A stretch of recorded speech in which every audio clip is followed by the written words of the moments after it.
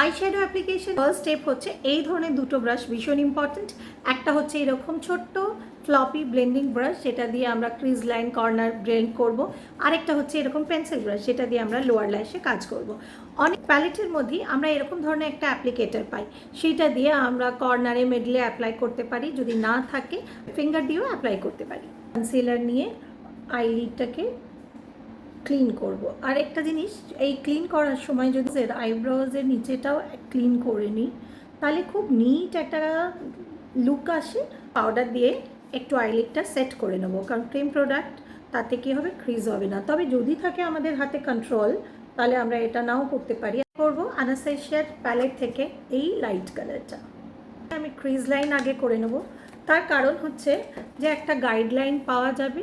আর যদি প্রথমেই dark colour দিই, তাহলে অনেক সময় কী হবে, কন্ট্রোলের বাইরে চলে যেতে পারে। পরে আমি ওই প্যালেটেরই এই ডার্ক কালারটাকে নিচ্ছি, করব এই আউটার কর্নারে। আর এটাকেই আমি একটুখানি মিডল অবধি নিয়ে আসছি এইভাবে। ওই প্যালেটেরই সবচেয়ে লাইট কালারটাকে নিয়ে আমি এই যে লাইনটা আমার দেখা যাচ্ছে, এটাকে আমি ব্লেন্ড করে নেব। খুব ডার্ক কালার আর খুব লাইট কালার একসঙ্গে মিক্স করতে গেলে অনেক সময় কিন্তু আমাদের লাইন থেকে যাবে, মিক্স হবে না। সেই জন্য আমি মিডলে একটা মিডিয়াম টোনের কালার ওই ফ্যামিলিরই অ্যাপ্লাই করেছি। এই মিডল লিডটার জন্য আমি এই শপারেলের এই প্যালেটটা থেকে এই কালারটা পিক করছি। আর অ্যাপ্লিকেটার ব্রাশ দিয়ে আমি জাস্ট মিডলে অ্যাপ্লাই করছি। এই হোয়াইট টাইপের কালারটাকে নিয়ে আমি অ্যাপ্লাই করছি।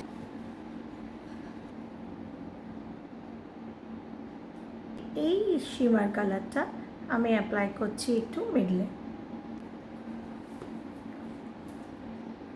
এই ধরনের একটা কালার নিয়ে আমি একটু আমার ব্রাউ বোনগুলোকে হাইলাইট করব। লাইনার অ্যাপ্লাই করছি জেল কাজলটা। এটা আমার ভীষণ একটা প্রিয় কাজল।